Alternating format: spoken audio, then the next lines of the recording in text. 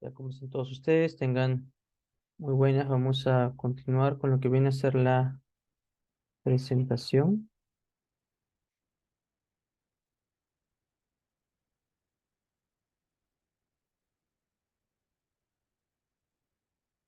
Bien, continuamos con el tema ahora de hipocalemia, ¿no?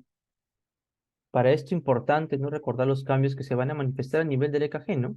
Esto lo vamos a ver ya con más detalle, pero sí para que recuerden, siempre en las introducciones incluimos esto, que el EKG en lo que viene a ser hipercalemia y hipocalemia es muy preguntado, tanto en evaluaciones de NENAM como en evaluaciones de MIR, de los STEPS, ¿no? En evaluaciones internacionales. Y una de las cosas que se debe conocer, por ejemplo, es la diferencia que hay en relación a la onda P entre una hipocalemia y una hipercalemia. En la hipercalemia hemos visto que la onda T, ¿no? Se encuentra con una elevada amplitud y picura, ¿no? ¿Por qué motivo? Por un aumento en la velocidad de secreción de potasio a través de los canales de potasio pendientes de voltaje durante la fase 3. Por otro, una mayor amplitud y picura. Aquí lo que vamos a ver es que al haber una disminución de la concentración sérica de potasio, disminuye pues lo que vendría a ser em, la activación alostérica que tenía la hipercalemia sobre los canales de voltaje de potasio. Esto termina generando pues que salga en un mayor tiempo, ¿no? Que disminuya pues la velocidad de salida y eso termina aplanando la onda T, inclusive hasta la pueden negativizar. Otro dato importante que se manifiesta en lo que viene a ser la hipocalemia es la presencia de una onda U1, seguida o posterior o seguida de que le sigue a la onda T, la onda U. Ahora, ¿cuál es el causal de la onda U? Hasta el momento no se conoce, ¿no? El causal de la onda U. Se han propuesto, ¿no? Hipótesis en las cuales se comenta que puede representar la repolarización de las fibras de Purkinje, pero no hay una, no hay un consenso al respecto, ¿no? Otro dato importante es que al presentarse ver esta onda U, el intervalo QT se va a prolongar. ¿Por qué motivo? Porque se está anexando esta onda U. ¿Cómo se le llama esto ahora? Se llama intervalo QU, algunos libros lo llaman así, otros lo llaman intervalo QT1, ¿no? Como lo pueden ver acá, el cual se va a encontrar prolongado, ¿no? Esto de aquí puede exponer al paciente, ¿no? Algunas literaturas lo mencionan, a un síndrome de cutelar, ¿no? Y ya sabemos que dentro del síndrome de QT largo pueden estar incluidas las taquicardias ventriculares, ¿no? Pueden incluirse las taquicardias ventriculares. Dentro de estas, las taquicardias ventriculares polimorfas, uno de estos subtipos, la más temida, que es la torsades de Pointes. Entonces vamos a conocer cómo es que se busca compensar el tema de la hipocalemia. Tengo una baja concentración de potasio, por lo tanto se va a liberar una menor cantidad de aldosterona por parte de las células de la glomerulosa. Esto va a disminuir la actividad del receptor mineralocorticoide a nivel intranuclear, disminuye entonces lo que viene a ser la actividad INAC y disminuye la actividad ronca. Si disminuye la actividad ronca, disminuye la secreción de potasio, de esta forma estamos reteniendo potasio. Otro mecanismo a través del cual va a compensarse este tema de la hipocalemia, buscarse aumentar las concentraciones de potasio, es a través de las células de la porción inicial del túbulo contorneado distal. Recuerdan ustedes que estas poseían a los importadores de sodio cloro sensibles a tiacidas. Estos importadores de sodio cloro sensibles a tiacidas habíamos visto en hipercalemia que se terminaban inactivando y al inactivarse aumentaba el flujo y lo que venía a ser las concentraciones de sodio y favorecía la salida de potasio de manera compensatoria. Aquí lo que va a pasar es que estos van a encontrarse activos y al encontrarse activos van a reabsorber mayor cantidad de sodio, mayor cantidad de cloro y junto con esto agua. Por lo tanto, el flujo que le va a llegar ahora a estas porciones distales, donde está esta célula, que es la célula principal, va a ser menor. Va a disminuir el ingreso de calcio, va a disminuir la apertura de los canales BK y va a disminuir la salida de potasio. Esto de que es importante también entonces tener en consideración. De esta forma, al disminuir la salida de potasio, disminuye también, ayudamos, disculpen, a poder elevar las concentraciones séricas a nivel de potasio a nivel del extracelular. Muy bien, entonces de esta forma generamos una compensación para buscar elevar las concentraciones séricas de potasio. Bueno, ya hemos visto con respecto a la célula principal, ahora tenemos que ver otra célula que se conoce como la célula intercalada, ¿no? La célula intercalada, vamos a ver nosotros, aquí está nuestra célula intercalada alfa, ahí está la columna de sangre, del capilar peritubular y la columna de la luz tubular, un ratito.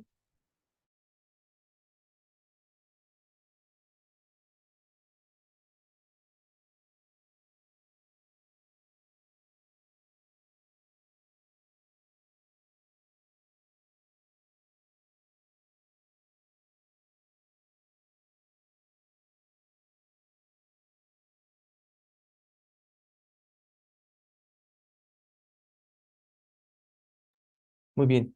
Y aquí podemos ver nosotros a una reacción que ya la vimos a nivel de túbulo contorneado proximal, que venía a ser la interacción de agua, de CO2 junto con la anhidrasa carbónica, que terminaban formando el ácido carbónico y después de esto se terminaba dividiendo en lo que viene a ser bicarbonato y protones.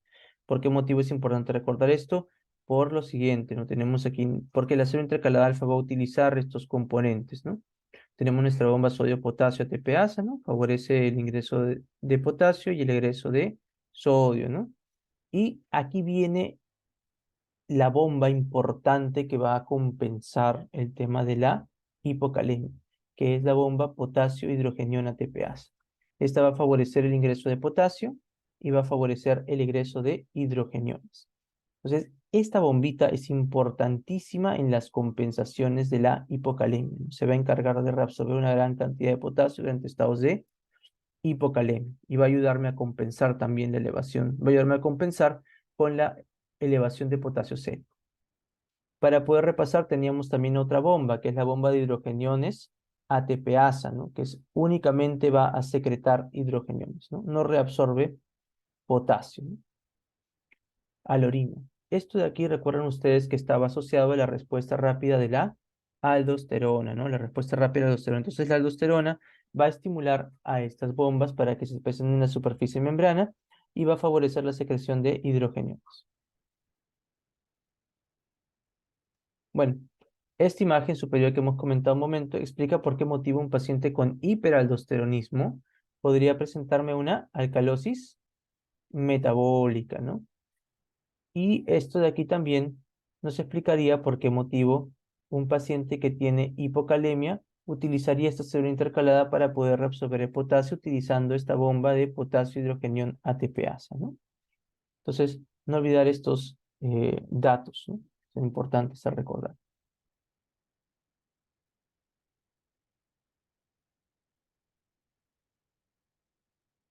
Aquí tenemos una serie de causas para el tema de la hipocalemia y vamos a comenzar a revisarlas, ¿no? Primero continuamos con el hiperaldosteronismo, ¿no? Para el tema de la hipocalemia.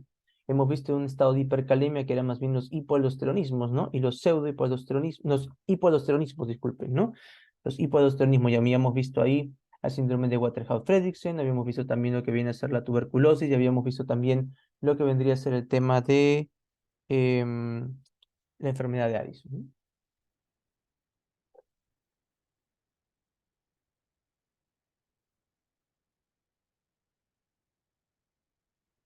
Muy bien, vamos a continuar. Entonces, en un estado de hiperaldosteronismo primario vamos a tener la siguiente presentación. Eso también lo hemos visto nosotros ya previamente en la clase de sodio. Vamos a tener la presencia, sea de una tumoración benigna que va a liberar aldosterona, que esté ubicada a nivel de la corteza renal, eso se conoce como un síndrome de Cohn. Podemos también tener una hiperplasia de lo que viene a ser la corteza renal de forma bilateral o de forma unilateral, ¿no? Que vayan a liberar grandes concentraciones de aldosterona. Esto me va a generar un hiperaldosteronismo primario. ¿Por qué motivo? Porque la aldosterona se está secretando sin ningún estímulo exógeno, ¿no? Es por ese motivo que en el hiperaldosteronismo primario, al encontrarse elevada la aldosterona, ¿qué cosa vamos a presentar? Vamos a presentar una mayor retención de sodio. ¿Por qué motivo? Porque se va a hiperestimular los ENaC, se reabsorbe mayor cantidad de sodio, se reabsorbe por fenómeno de arrastre una mayor cantidad de agua. Esto me lleva a mí a un aumento de volumen circulante efectivo, un aumento de la presión arterial. Hasta aquí, una pausa. ¿Por qué motivo? Porque este aumento de la presión arterial explicaría por qué motivo decrece la secreción de renina. Porque las células eustolomerulares, al sensar una elevada presión, no van a liberar renina. Si no se libera renina, va a disminuir la concentración de angiotensina, porque la enzima renina es la que transforma angiotensinógeno a angiotensina 1. Y de esta forma disminuye renina, disminuye angiotensina 2, ¿no? Entonces es lo que podemos esperar en un hiperaldosteronismo primario. Disminución de la renina, disminución de la angiotensina 2. Muy bien. A su vez también tenemos una mayor retención de sodio. Esto de aquí nos puede llevar en algunas situaciones a un estado de hipernatremia, aunque más frecuentemente esperamos encontrar una isonatremia, ¿no? Una concentración de sodio entre los valores normales. ¿Qué otro dato también podemos esperar? Que como se va a reabsorber mayor cantidad de sodio, se van a formar una mayor cantidad de cargas negativas. Y estas cargas negativas va a llevar a la secreción de potasio, llevando a una pérdida de potasio en la orina, generando un estado de hipocalemia, ¿no? Ahora, este paciente va a encontrarse pues hipertenso por un aumento de el volumen, ¿no? Del volumen sanguíneo, ¿no? Aumenta volumen también aumenta también volumen en circulante efectivo, aumenta la presión arterial, ¿no? ¿Qué podemos mencionar entonces? Que el paciente va a presentar hipocalemia, que es lo que nos interesa en este momento. Que el paciente puede presentar también una hipertensión, ¿no? Secundaria, una hipertensión secundaria. En el tema de hipertensión es importante que recuerden que tenemos dos tipos de hipertensión. Una hipertensión primaria o también llamada esencial o es llamada también idiopática, en la cual no se tiene dilucidada la causa, el mecanismo, y tenemos una hipertensión secundaria en la cual se tiene un causal etiológico. En este caso, el hiperaldosteronismo secundario, el hiperaldosteronismo primario es el causal etiológico, ¿no? Una hipertensión secundaria. Puede haber una hipernatremia no leve por el exceso de reabsorción de sodio, pero más frecuentemente estaremos ante una isonatremia, ¿no? Ante una isonatremia. Y podríamos presentar también una alcalosis metabólica. ¿Por qué motivo, profesor? Porque habíamos estado comentando nosotros ya previamente que la aldosterona va a tener un efecto positivo, un estímulo sobre lo que viene a ser la secreción de protones. La secreción de protones de la célula intercalada de tipo A hacia la luz. Y esto va a terminar generando, llevándome al paciente a una alcalosis de tipo metabólico. Tenemos ahora los pseudo hiperaldosteronismos, ¿no? Dentro de el pseudo hiperaldosteronismo que vamos a revisar es el pseudo hiperaldosteronismo asociado a, a un exceso de producción de cortisol, ¿no? A un hipercortisolismo. Y habíamos dicho que cuando hablamos de hipercortisolismo es un sinónimo de hablar de síndrome de Cushing, ¿no? Lo cual es diferente de enfermedad de Cushing, ¿no? Enfermedad de Cushing es cuando una persona posee un adenoma a nivel de la hipófisis que está secretando lo que viene a ser, no, lapsus mío, la enfermedad de Cushing viene a ser, sí, viene a ser un adenoma que está a nivel de la hipófisis, que está secretando una elevada cantidad de ACTH y que termina hiperestimulando a la corteza adrenal, llevándolo a un estado de hipercortisolismo, de hiperproducción y secreción de cortisol, ¿no? Esa es la enfermedad de Cushing. Entonces, hipercortisolismo que está elevado de cortisol. Síndrome de Cushing, sinónimo de hipercortisolismo. Y enfermedad de Cushing viene a ser una tumoración, ¿no? Un adenoma que secreta gran cantidad de ACTH, ¿no? Que secreta una gran concentración de ACTH y esta ACTH termina estimulando lo que viene a ser las células de la fasciculada para que produzca una gran cantidad de cortisol, ¿no? Bueno, entonces en este pseudohiperaldosteronismo vamos a identificar qué cosa, un hipercortisolismo. ¿Por qué motivo el hipercortisolismo me va a llevar a a un efecto similar al de un exceso de mineralocorticoides? Por lo siguiente, nótese que tenemos aquí a una célula principal. Esta célula principal tiene aquí su receptor de mineralocorticoide. Y este receptor de mineralocorticoide normalmente se une pues a los mineralocorticoides como el aldosterón. Pero también se le puede unir los glucocorticoides como el cortisol. ¿Qué es lo que ocurre? Que a concentraciones normales tenemos una enzima a nivel de la célula principal que se encarga de catabolizar el cortisol, que se encarga de catabolizarlo a cortisona. Y de esta forma, el momento de catabolizar el cortisol a cortisona, pues se evita que el cortisol tenga un efecto sobre el receptor de mineralocorticoide. Ahora, si hablamos de un hipercortisolismo, va a haber demasiado cortisol, se va a saturar esta enzima y va a llegar cortisol a interactuar con este receptor de mineralocorticoide, lo cual termina generando ¿qué cosa? Termina llevándonos a un estímulo de los ENaC y por ende también formación de cargas negativas que estimulan la secreción de potasio a través del ROMCA, ¿no? Y esto nos lleva a una mayor reabsorción de sodio y de agua y a una mayor secreción de potasio. Es por eso que en un paciente con Cushing, ¿qué esperarías tú con un síndrome de Cushing? ¿Qué esperaría usted? La hipertensión. Esperaría usted un estado de hipertensión en este paciente. ¿Qué otra cosa más estaría esperando usted? Estaría esperando un estado probable que se pueda dar una hipernatremia, ¿no? Leve, ¿no? Más frecuentemente una isonatremia, y a su vez también usted estaría esperando que se dé una hipocalemia, ¿no? Lo que vemos en el síndrome de Cushing, ¿no? Y como está elevada la presión, va a estar disminuida aquí la renina, disminuida la angiotensina 2 y también disminuida la aldosterona.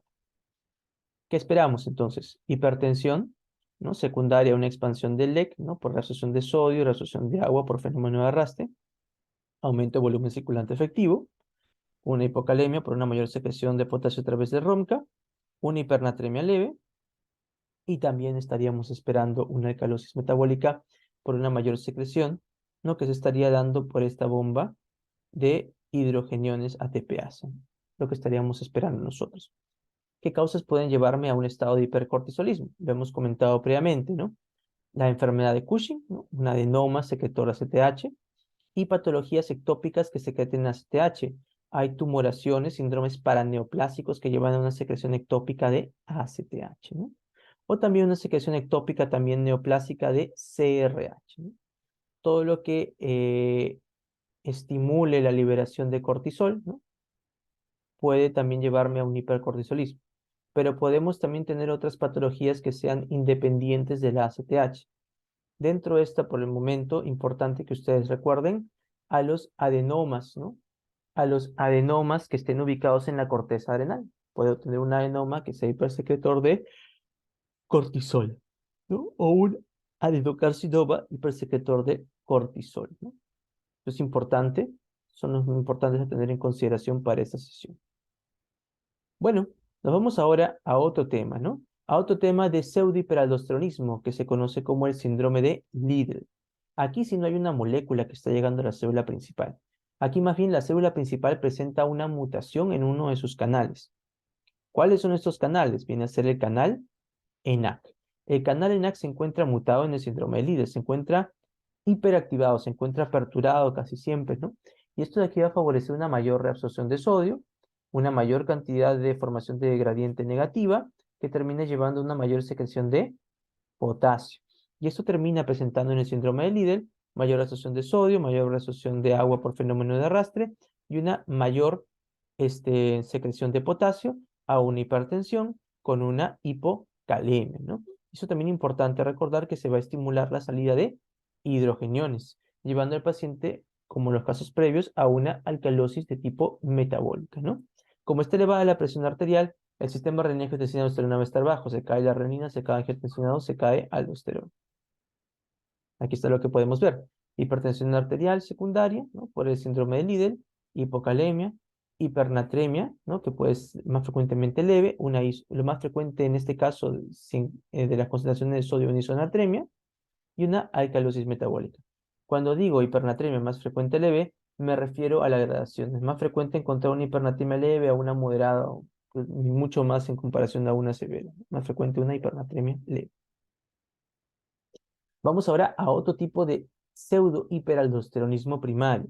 Este pseudohiperaldosteronismo primario se da en una de las patologías conocidas como las hiperplasias adrenales congénitas, ¿no? En una hiperplasia adrenal congénita vamos a tener nosotros mutaciones. Dentro de estas, la mutación que deseo que recuerden para el tema de hipocalemia viene a ser una mutación de la 11-beta hidroxilasa, ¿no? Aquí tienen ustedes a la 11-beta hidroxilasa. ¿Qué ocurre cuando muta la 11-beta hidroxilasa? Cuando muta la 11-beta hidroxilasa, lo que va a ocurrir es que vamos a tener una deficiencia en la producción de aldosterona, no se va a producir la aldosterona.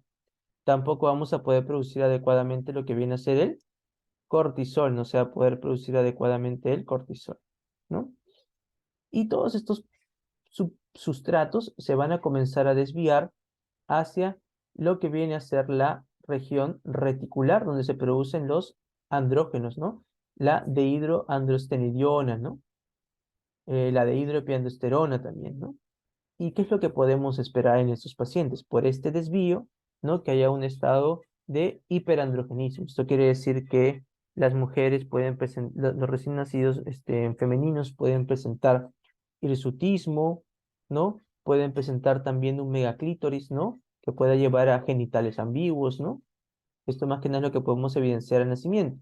Y otra cosa más que el paciente va a comenzar a presentar es que no va a tener aldosterona. Entonces, si no se produce aldosterona, ¿no? Que asumiría que tenga hipotensión, ¿no? No hay aldosterona, no se puede producir aldosterona, no puedo resolver sodio, no puedo resolver agua, se va a caer mi presión arterial, ¿no? Como lo hemos visto previamente, digamos, en lo que viene a ser el tema de insuficiencia renal, ¿no? Pero haría lo mismo. Pero esto no ocurre.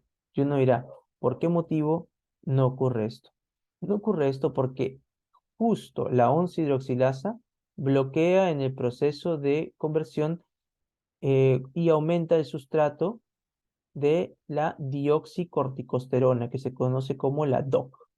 Y la dioxicorticosterona tiene una actividad mineralocorticoide. Una actividad mineralocorticoide baja, ¿no? No tan elevada como la aldosterona, pero lo que va a ocurrir es que al no haber producción tampoco de cortisol, la ACTH va a estar estimulando como loca, va a estar estimulando como loca lo que viene a ser a la corteza suprarrenal. Esto va a llevar a que se comience a producir una elevada cantidad de estos sustratos hasta dioxicorticosterona, una elevada cantidad de sustratos hasta dioxicortisol y una elevada cantidad de sustratos, ¿no?, que terminen en dihidroepiandrosterona a nivel de las células de la reticular, ¿no? Entonces, este elevado estímulo lleva a una elevada producción de dioxicorticosterona, que tiene actividad mineralocorticoide. Y a su vez, no solamente es la producción de los sustratos, sino que la célula para poder trabajar más va a tener que aumentar de tamaño, ¿no? Y por ese motivo se da una hiperplasia adrenal congénita. Esta glándula adrenal, ¿no?, para poder producir en algo sus componentes, ¿no?, va a aumentar también de volumen, ¿no? Por eso se llama hiperplasia renal congénita, porque la glándula suprarrenal está aumentada de tamaño, principalmente por el estímulo de la ACTH. Muy bien, entonces esta dioxicorticosterona va a dirigirse a la célula principal y va a interactuar con el receptor de mineralocorticoide. Así como lo hacía el cortisol, así como la aldosterona, esta también interactúa con el receptor de mineralocorticoide. Al interactuar con el receptor de mineralocorticoide, activa lo que viene a ser ENAX, reabsorbe una gran cantidad de sodio, reabsorbe una gran cantidad de agua por fenómeno de arrastre y secreta también una gran cantidad de potasio, ¿no? Porque recuerden que esta dioxicorticosterona va a estar elevadísima. ¿Qué va a llevarnos esto? A un estado de hipertensión secundaria, ¿no?, por el déficit de la 11-beta-hidroxilasa, hipocalemia por la secreción de ROMC, hipernatremia leve por las excesos de reabsorción de sodio por los ENACs, pero más frecuente, como le digo, una isonatremia, ¿no? Y la alcalosis metabólica por la secreción de hidrogeniones a través de esta bomba de hidrogeniones ATPase. Ya, esto de aquí es importante entonces.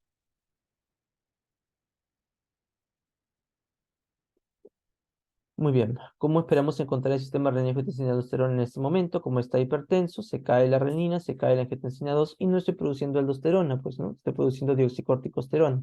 La aldosterona estará entonces baja.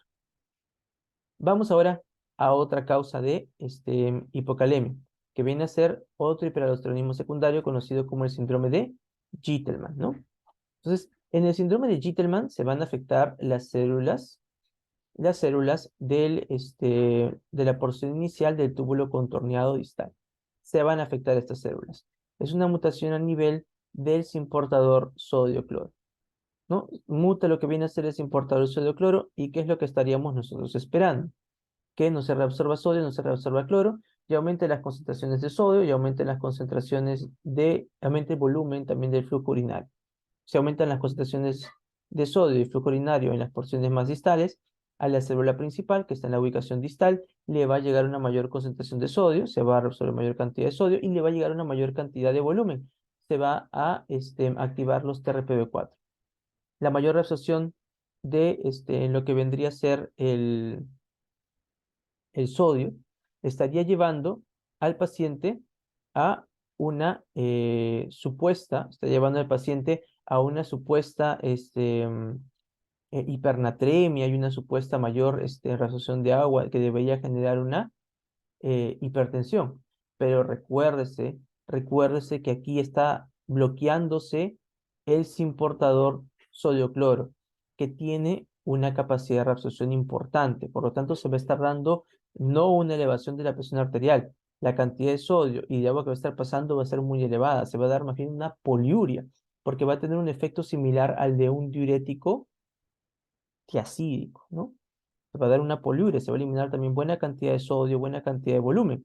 El paciente más bien sí está reabsorbiendo cantidad de sodio a través de los ENaC y agua, ¿no? Pero esto no es la misma cantidad que la que se va a estar botando, se va a estar botando mucho más. Y esto lleva al paciente a una poliuria, con una caída de volumen circulante efectivo, con la respectiva hipotensión. Ahora, pero al haberse reabsorbido sodio, y a la vez te da una mayor cantidad de flujo por los canales ROMCA y por los canales BK, se termina liberando potasio. Y esto me lleva, sí, a una hipocalemia. A su vez, ¿qué otra cosa más también podríamos nosotros esperar? Que al momento de bloquear a estos importadores, también se va a afectar lo que viene a ser la reabsorción de magnesio a nivel de esta célula epitelial de la porción inicial del túbulo contorneado distal. Se compromete la reabsorción de magnesio. Esto quiere decir que voy a tener una mayor eliminación de magnesio y me puede llevar a un estado de hipomagnesemia, ¿no?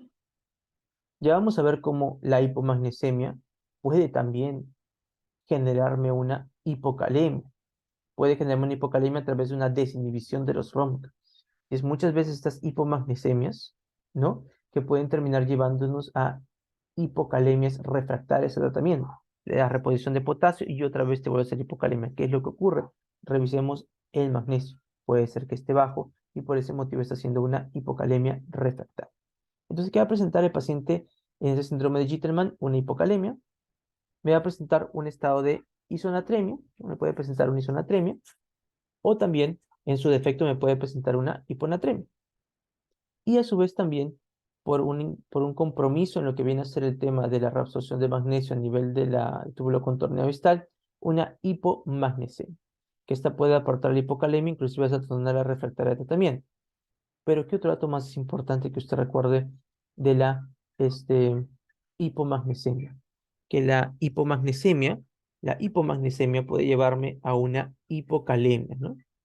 La hipomagnesemia entre leve a moderada me puede llevar a una hipocalcemia, ¿no? Como ven acá, a una hipocalcemia. ¿Y por qué motivo? Porque esta hipomagnesemia va a actuar sobre los receptores también Cas-R de las células de la paratiroides y va a generar una disminución a nivel de la secreción de paratormona. Disminuye la liberación de paratormona, el paciente va a tener una hipocalcemia. Y si presenta una hipocalcemia, el paciente va a presentar fenómenos de tetania, que esto de aquí ya lo revisábamos previamente cómo es que se daba en un golpe de calor, ¿no? Que también presentaba una disminución, pero en este caso calcio libre, ¿no? Aquí tenemos una hipocalcemia, se van a dar manifestaciones de hipocalcemia, el paciente va a tener tetania, va a tener los signos de Chebostek, ¿no? Contracción de los músculos de la mímica al momento de percutir el facial y signo de Trousseau, ¿no? Un espasmo carpopedal al momento de insuflar lo que viene a ser el manguito de tensión. Es una hipocalcemia, también se puede presentar por este motivo. El paciente va a tener poliuria, va a haber una pérdida de volumen, por lo tanto va a estar hipotenso, se cae el volumen circulante efectivo. El sistema renal de aldosterona en estos pacientes, ¿cómo va a estar? Va a estar elevado, ¿no? Va a estar elevado. Y el paciente también aquí en esta situación va a tener una alcalosis metabólica, ¿no? Porque va a estar saliendo mayor cantidad de hidrogeniones a través de estas bombas. Seguimos. Vamos ahora al síndrome de Bartter, ¿no? El síndrome de Bartter ya no se da a nivel del túbulo contorneado distal. El síndrome de Bartter se va a presentar a nivel de lo que viene a ser el asa ascendente, la rama ascendente gruesa del asa, la rama ascendente gruesa del asa de Henle, ¿no? Y va a darse por una mutación que se puede dar a través del simportador sodio-potasio 2-cloro, o solamente vamos a hablar de estas dos, o una mutación que se puede dar a nivel de la molécula conocida como la bartina, que estabiliza este canal de cloro que vimos ya previamente en sodio. Entonces, va a tener un efecto muy similar al de la furosemida, ¿no? Porque es una mutación a nivel de dicho simportador, sodio-potasio 2-cloro. ¿Qué es lo que podemos esperar? Podemos esperar nosotros un estado de hipocalemia. ¿Por qué motivo? Va a llegarle más volumen y más sodio a las porciones distales y se va a secretar mayor cantidad de potasio por sodio y por volumen, ¿no? Se puede presentar el tema de una isonatremia, pero también importante recordar que puede presentarse también una hiponatremia o una hipernatremia, ¿no? Por lo que ya hemos discutido previamente en sodio. Una hipomagnesemia, claro que sí se va a dar, porque si no se reabsorbe sodio y potasio, este potasio que no se reabsorbió no va a poder salir otra vez y generar esta gradiente de cargas positivas, cuya función vendría a ser la de favorecer una mayor cantidad de cargas positivas aquí en esta región de la luz en comparación al intersticio, para que se pueda dar la reabsorción de los cationes bivalentes, ¿no? Y si no se reabsorben los cationes bivalentes, no se va a reabsorber calcio, no se va a reabsorber magnesio. Y es por eso que este paciente estaría expuesto a una hipomagnesemia. También podría aportar al tema de la hipocalcemia, esta misma reabsorción. Pero recordemos que la hipomagnesemia entre leve a moderada, también por el efecto que tiene sobre el receptor KCR para la secreción de paratormona, estaría disminuida y me podría exponer a una hipocalcemia. Poliuria. Obviamente, si estamos bloqueando este sin portador sodio-potasio 2-cloro, se va a perder una gran cantidad de volumen y el paciente va a tener una pérdida de líquido extracelular con su respectiva caída de volumen circulante efectivo, caída de volemia y por lo tanto hipotensión. Si presenta hipotensión, se va a activar el sistema renina-angiotensina-aldosterona, ¿no? El paciente pues va a presentarnos también una alcalosis metabólica, ¿no? Por lo que estaría ocurriendo a nivel de las células intercaladas alfa que estarían secretando mayor cantidad de hidrogeniones. Y estaría presentando una hipercalciuria.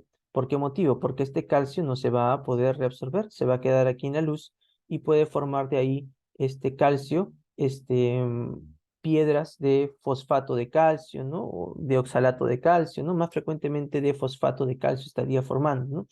Y estas piedritas podrían pues generar los famosos cálculos renales, ¿no? O se podría dar una nefrocalcinosis, ¿no? Que viene a ser una calcificación del parénquima renal, ¿no? Ya. Lo más frecuente que se podría presentar es una normocalcemia, si es que la hipomagnesemia no ha sido importante, ¿no? Si es que no se presenta una hipomagnesemia de leve a moderada, si es que no se presenta una hipomagnesemia, el paciente pues presentaría una normocalcemia, porque si efectivamente no se va a reabsorber calcio aquí a nivel de la asa ascendente gruesa, no se va a reabsorber, pero la paratromona puede aumentar su secreción y aumentar la absorción de calcio, la resorción de calcio para mantener el calcio entre sus valores normales, ¿no?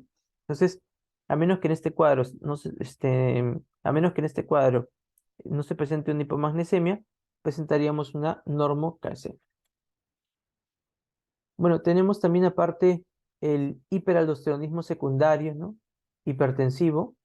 Tenemos también lo que viene a ser el tema de la aterosclerosis renal. Eso se puede evidenciar en pacientes que presenten dislipidemias, diabetes mellitus, ¿no? Donde se forma una placa de ateroma no en las coronarias, sino a nivel de la arteria renal. Esto disminuye lo que viene a ser la luz, ¿no? Disminuye la luz de la arteria renal, por lo tanto va a disminuir el flujo que le llega a los glomérulos. Si le llega un menor flujo a los glomérulos, le llega una menor presión a las células justalomerulares. Si le llega una menor presión a las células justalomerulares, estas van a secretar renina. Y si secretan renina, activan el sistema renina-angiotensina aldosterona. Si activan el sistema renina-angiotensina aldosterona, elevan lo que viene a ser la presión arterial, ¿no? Y es por ese motivo que una aterosclerosis renal te puede llevar a un estado de hipertensión arterial. No solo viene a ser la aterosclerosis renal, sino que también podríamos tener la displasia fibromuscular. La displasia fibromuscular, vamos a ver nosotros que va a generar lo siguiente.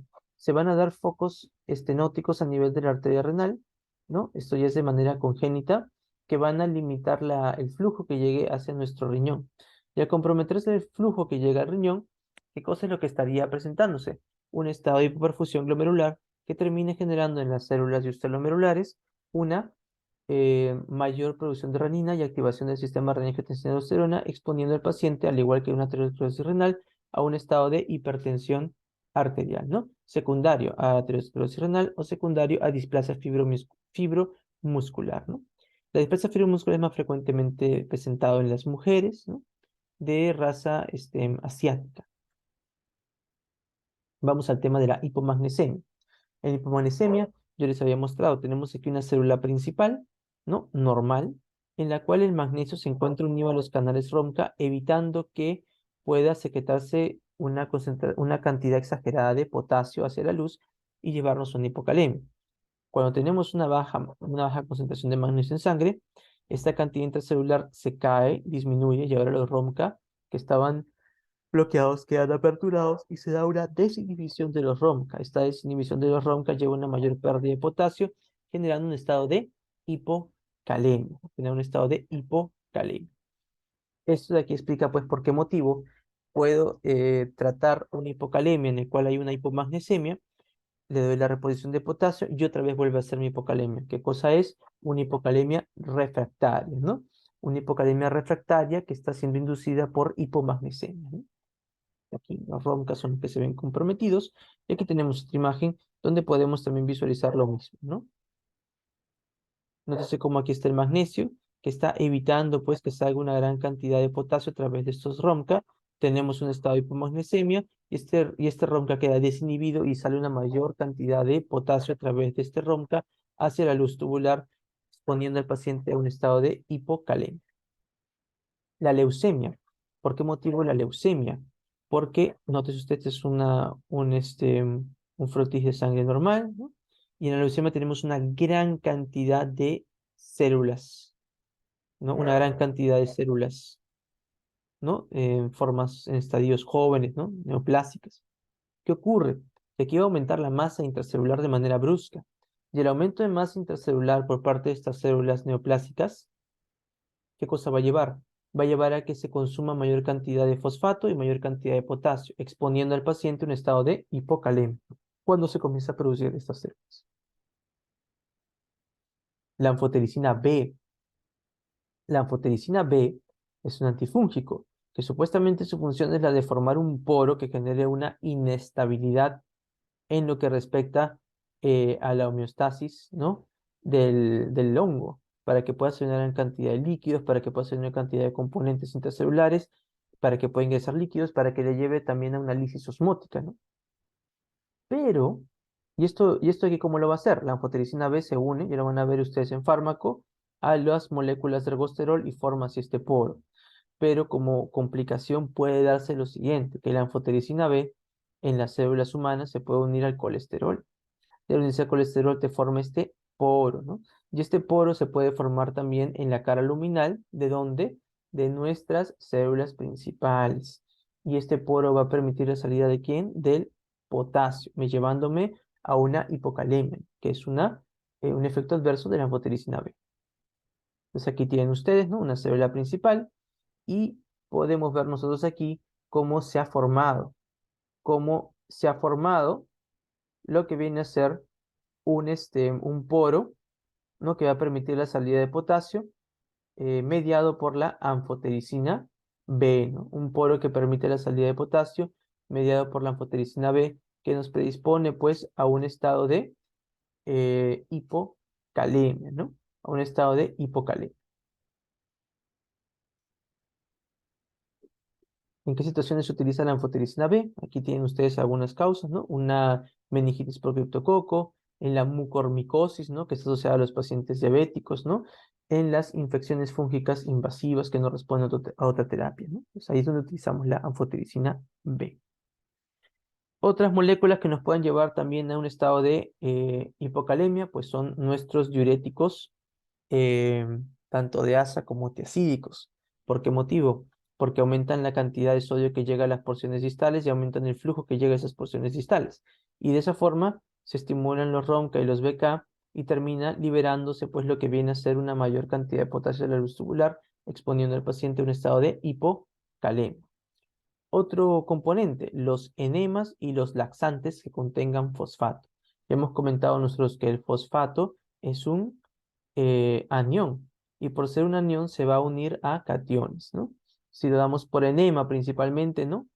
¿No? Los enemas de fosfato de sodio, este fosfato se puede terminar uniendo al potasio. Ojo, esto no es por ponerme solo un enema, ¿no? Esto es en las personas que utilizan de manera crónica los enemas, ¿no? Los laxantes. Y esto de aquí va a unirse el fosfato con el potasio, pudiéndome llevar a un estado de hipocalemia. ¿Ya? No olvidar ese dato. Seguimos con las diarreas, ¿no? Las diarreas pueden llevarnos a un estado de hipocalemia. ¿Por qué motivo? Porque va a aumentar la cantidad de pérdida, va a aumentar la pérdida de potasio a través de lo que viene a ser estas deposiciones, ¿no? Y recuerden ustedes que al aumentar la pérdida de las heces, aumenta el porcentaje de pérdida de potasio a través de estas. Ya habíamos visto previamente que no era un porcentaje pues ínfimo, no era un porcentaje también importante que al darse con las diarreas aumentaba pues aún más las pérdidas. Y esta era una de las causas que nos podía exponer también a una hipocalemia, ¿no? Que nos podía exponer a una hipocalemia. No se olviden que junto con esta hipocalemia puede estar también asociado lo que viene a ser una acidosis metabólica, porque recuerden que en las deposiciones también se pierde una cantidad importante de bicarbonato, ¿no? Pone al paciente una acidosis metabólica con anion gap no elevado de tipo hiperclorémica, ¿no? Muy bien. Vamos ahora a otra causa de hipocalemia, que es el síndrome de realimentación. Es un tema interesante. Entonces, digamos, tenemos un paciente que tiene un estado de malnutrición o tiene, digamos, está privado de comida, en una huelga de hambre, por ejemplo, ¿no? Puede ser también una paciente que tenga el estado de hiperemesis gravídica, ¿no? Que son las gestantes que están constantemente vomitando y vomitando, ¿no? ¿Qué va a pasar en estos pacientes, ¿no? Que tienen un pobre aporte calórico, ¿no? Se va a comenzar a activar la vía de la glucogenólisis, ¿no? Va a comenzar a alisarse el glucógeno que se tenía almacenado en el hígado. Se va a activar la vía de la gluconeogénesis, se va a comenzar a producir glucosa de nuevo y se da este catabolismo de las proteínas, ¿no? Esto de aquí, para tratar de compensar, pues, ¿no? La baja de lo que viene a ser el tema de las kilocalorías que estén ingresando, pues, a la circulación. ¿Qué otra cosa más va a comenzar a darse? Va a comenzar a darse una depresión de las proteínas, de la grasa, de los electrolitos, ¿no? De las vitaminas. Dentro de eso es muy importante recordar que es la tiamina, ¿no? La tiamina que ahorita la vamos a ver. Y esto de aquí que va a llevarnos a lo siguiente, ¿no? A que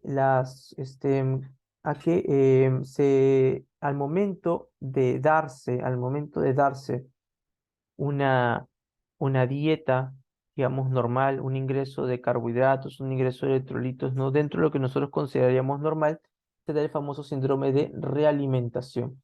¿Por qué motivo? Porque hay un mayor ingreso de fluidos, de sales, de nutrientes, y esto de aquí lleva a un estado hiper, de hipersecreción de la insulina.